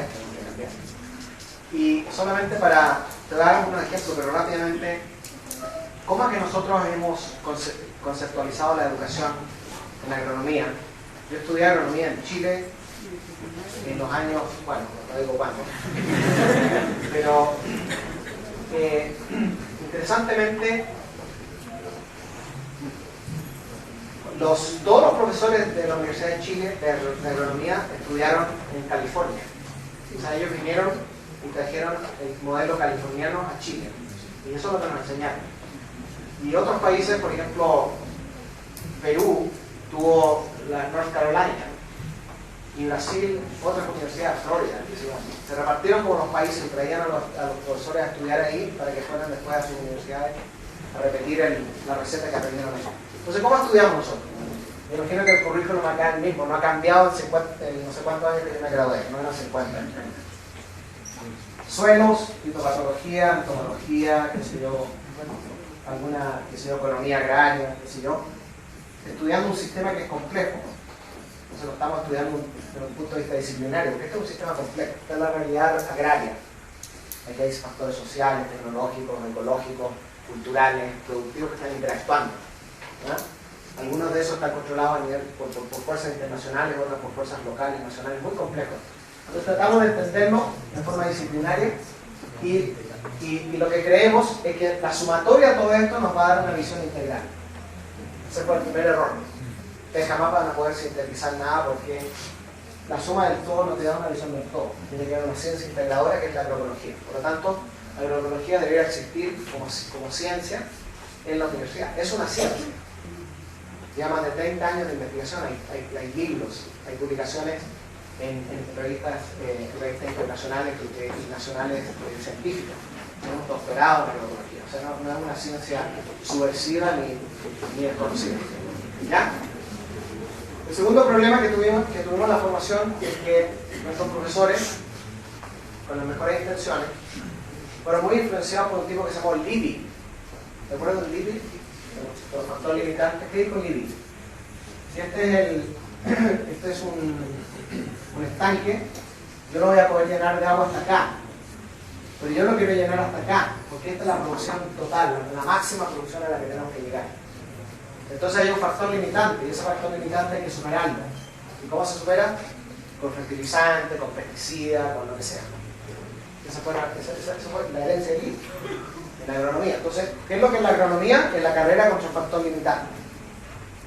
Si hay una plaga, le he dicho tal cosa. Si hay una deficiencia de esto, le he dicho tal cosa. ¿Cierto? Superar el factor limitante. Sin entender que el factor limitante no es otra cosa que un síntoma de que un proceso ecológico fundamental no está funcionando bien. El hecho de que no haya nitrógeno en el suelo no es porque no hay nitrógeno, sino que los procesos biogeoquímicos no están funcionando bien. Porque hay una plaga, no es porque la plaga de repente apareció y se multiplicó milagrosamente, porque hay factores que estimulan el crecimiento de la plaga. ¿Cierto? Entonces hay un desbalance, hay falta de elementos naturales, hay quizás demasiado nitrógeno libre en el follaje, no sé, hay muchos factores que influyen en eso. Entonces, ese ha sido también el gran problema. Y lo que pasa es que después cuando le hacíamos esto, deben entender que era la raíz del problema, no el síntoma, la raíz del problema. Entonces utilizábamos los productos, y si este es nitrógeno, si este es el rendimiento y este es nitrógeno, usted le aplica nitrógeno y nitrógeno, sube la producción, pero de repente pasa esto. Y Lilly descubrió eso y dijo, esta es la ley de los rendimientos decrecientes. Pero en la agronomía convencional se decía, claro, lo que pasa es que esta variedad ya no responde. Entonces hay que crear otra variedad. Y esa fue la base de la revolución verde. ¿Cierto? De que siempre va a haber una variedad que va a ser más responsiva o más resistente a la enfermedad o a la plaga. Entonces, ¿qué es lo que dice la agroecología? Que este punto, claro, la variedad tiene su capacidad de respuesta, pero este es el punto donde se quiebra la sustentabilidad del sistema, porque mucho nitrógeno, usted aplica el nitrógeno fertilizante químico nitrogenado en exceso, usted puede, por ejemplo, acidificar el suelo. Y al acidificar el suelo se descompensan una serie de procesos que te afectan al rendimiento en el largo plazo.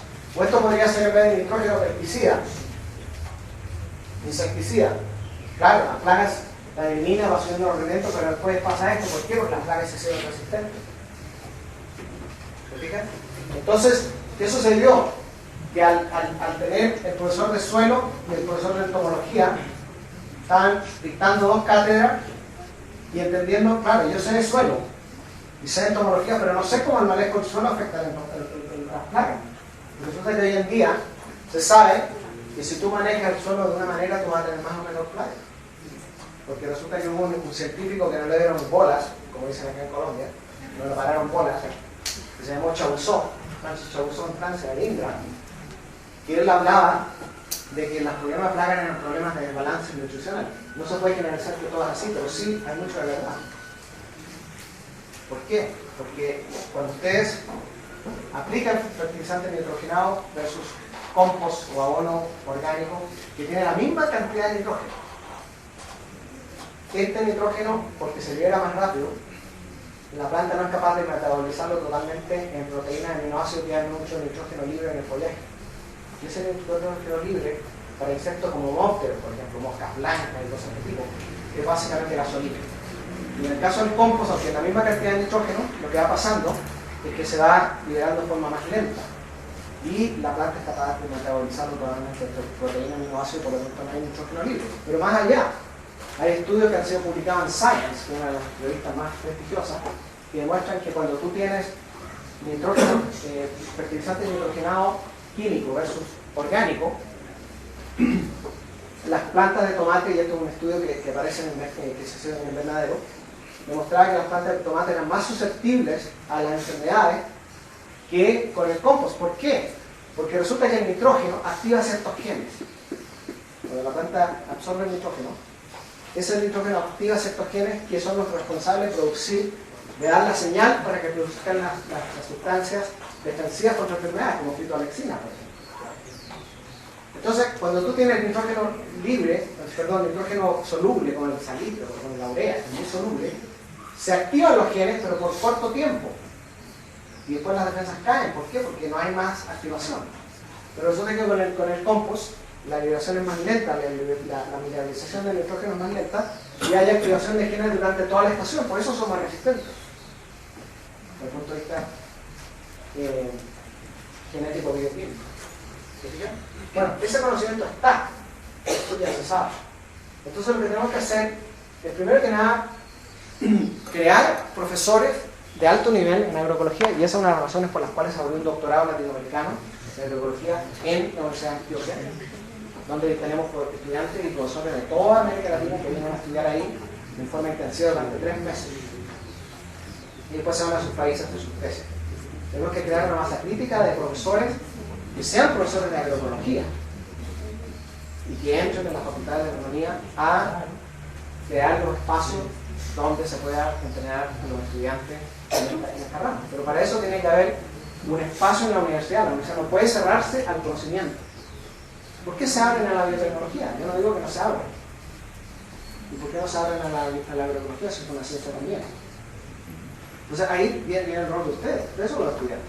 Ustedes están aquí para estudiar y ser profesionales íntegros que conozcan todas las dimensiones del conocimiento agrícola.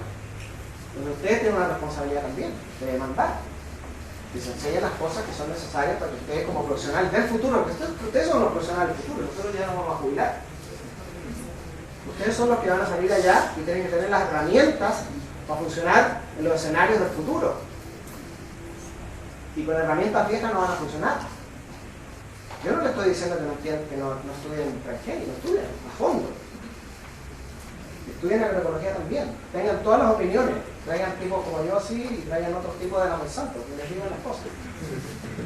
Y también traigan campesinos y vayan donde los campesinos. Todas esas cosas son importantes hacer. Y eso está pasando en todas partes. Es una preocupación importante que están teniendo los jóvenes.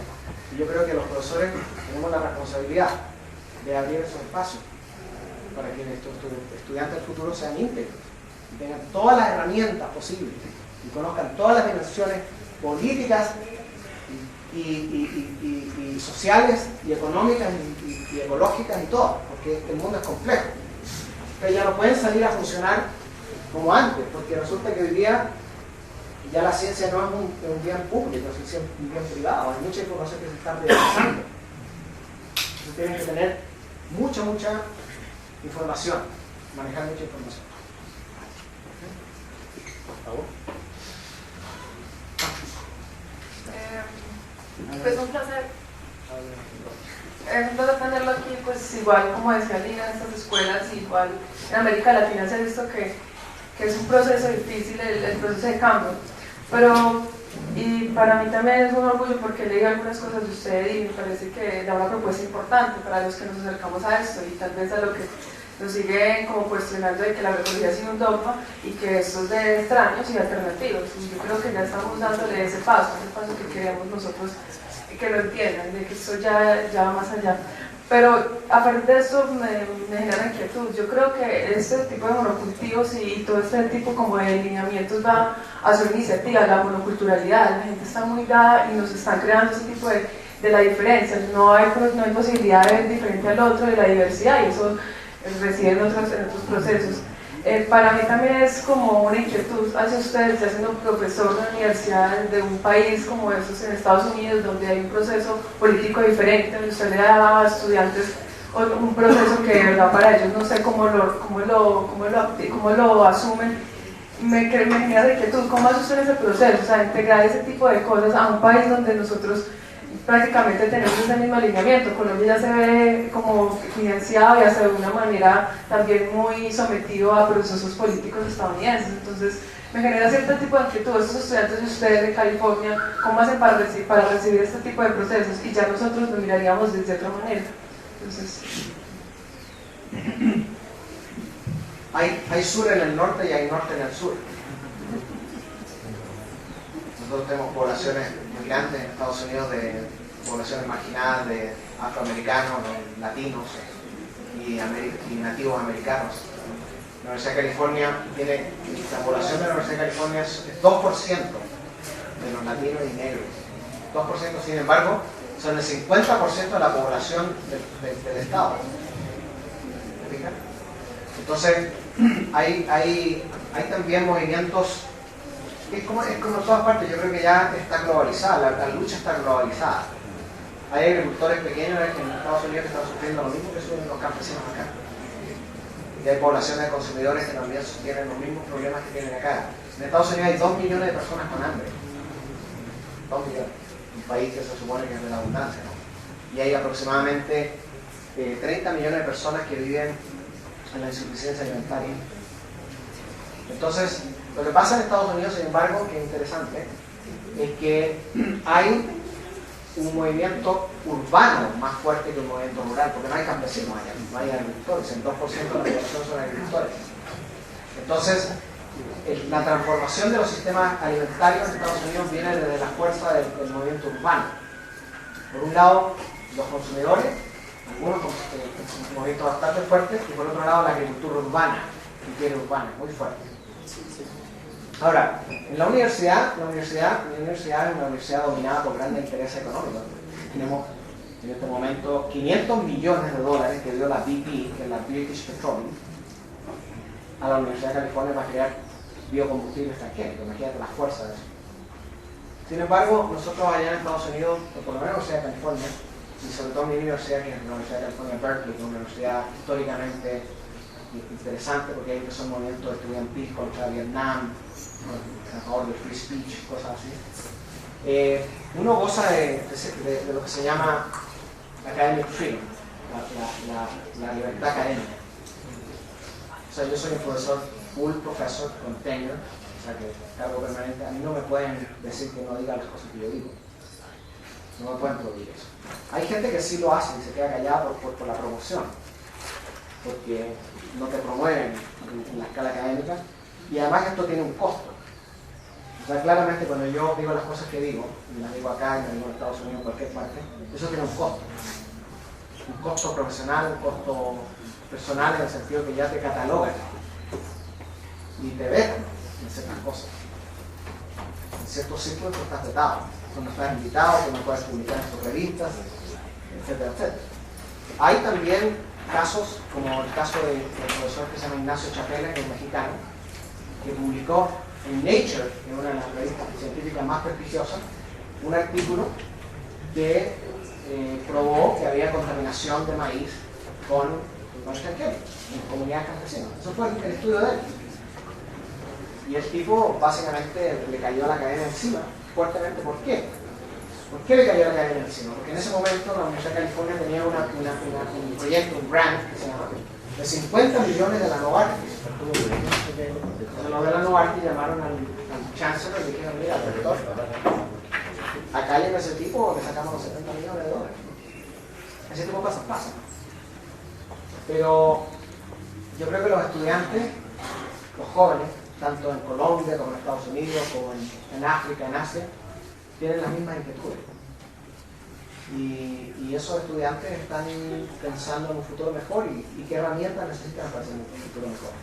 Y entienden que hay que tener una posición, por un lado política, pero también por un lado científica, por un lado social, etcétera, etcétera, para poder enfrentar los desafíos del futuro. Entonces, cuando me preguntan a mí, bueno, ¿y en Estados Unidos te hacen algo? No me hacen nada. O sea, sí tengo mis críticos, enemigos ni que no conozco, y seguramente han tratado de limitar mi trabajo, pero es que esto no es de una persona, esto es de un movimiento grande. Tenemos una sociedad latinoamericana, tenemos los movimientos sociales, tenemos los estudiantes, o sea, no es un trabajo de una persona. Pero yo desaparezco mañana, la agroecología continúa. Es muy importante, es una ciencia. Pero es una ciencia que tiene un compromiso, ¿cierto?, con un futuro mejor. ¿No? Bueno, una última pregunta, por favor, y cerramos la sesión.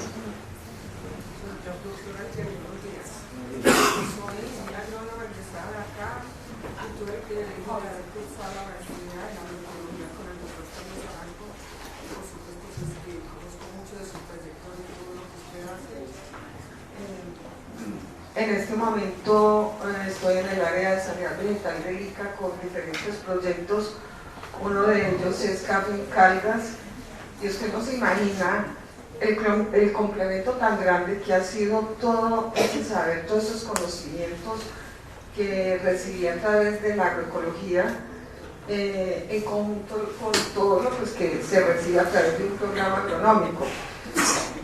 Para no extenderme mucho, tengo un ejemplo, por ejemplo en café, lo he vivido, lo vivo, con diferentes productores.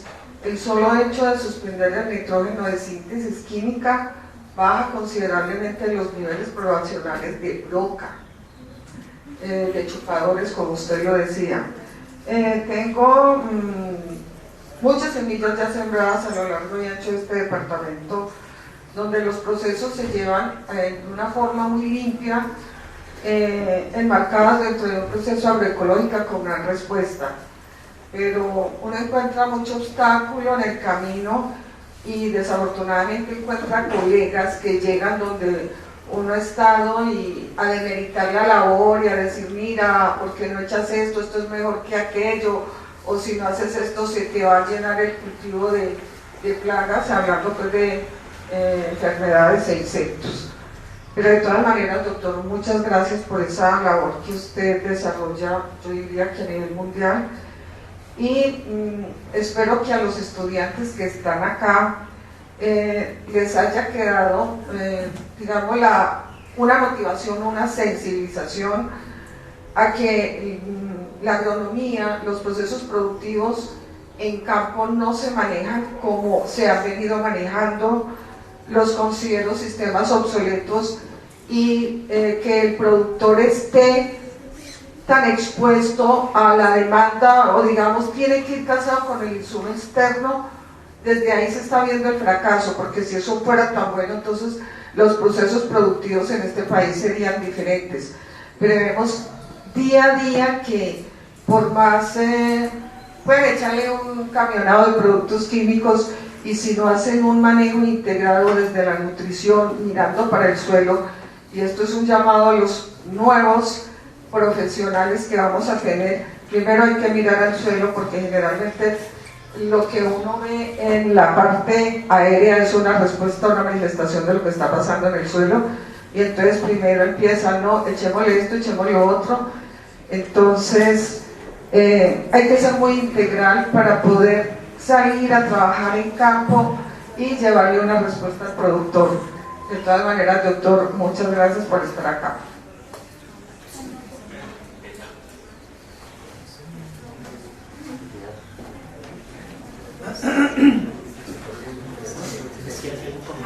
No, solamente quisiera despedirme, muchas gracias por el comentario. Yo tengo algunos, ¿cómo se dicen?, conexiones con Colombia que son interesantes. Una, cuando yo salí de Chile en el año 73, cuando hubo un golpe militar, y terminé acá en Colombia y estudié en la Universidad Nacional, hice un máster donde existía lo que se llamaba el PEC-UNICA, que era un programa de posgrado en la Universidad Nacional, y el ICA en Tibaquirá, en Colombia, en Bogotá. Y después hice mi tesis de maestría en el CIAT, donde habían en ese tiempo gente que estaba interesada en los policultivos de maíz con frijol. Y tuve muchas conexiones con gente en Colombia, además del CIAT, como por ejemplo, dimos el primer curso de ecología agraria con el profesor Zuluaga en la Universidad Nacional de Palmira. Todavía están los impresos de los mimeógrafos de ese curso de agroecología, 1976. También participé en los congresos de Sopolén y de Comalfi y de otras sociedades que habían aquí en este país en esos tiempos, y bueno, le tengo mucho cariño. Y también mi esposa es paisa, la profesora Clara Nichols, que ella es agrónoma de este país, un doctorado en la Universidad de California, ahí la conocí. Y bueno, y el destino me ha traído a vuelta a este país y hemos creado un doctorado de agroecología, como decía, latinoamericano en la Universidad de Antioquia, pero con muchos deseos de colaborar con otras universidades, y eso es una de las razones por las que estoy acá, porque vamos a tener algunas conversas ahora con los colegas sobre las maneras de cómo ustedes se podrían beneficiar de la gente que nosotros traemos al doctorado. Traemos profesores de Cuba, de Brasil, de México, de diferentes países, de Estados Unidos también, que vienen a dar clases a Medellín, pero que también queremos ver la posibilidad, a través de algún mecanismo institucional, de compartir esa gente con Colombia, para que el mensaje de la agroecología se vaya diseminando de forma más masiva. Así que no queda otra que agradecer a los colegas por la invitación y a ustedes por su atención. Estuvimos casi 2 horas aquí. Muchas gracias.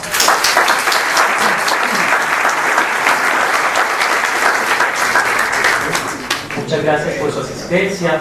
Finalmente, en nombre del Departamento de Desarrollo Rural y Recursos Naturales, de la Maestría en Sociedades Rurales, queremos agradecerle al profesor Miguel y esperamos tenerlo nuevamente por estos lados. Muchas gracias. Todo de conocerlo. El único si me va a suponer porque usted quiere ver un congreso internacional y quedarnos también.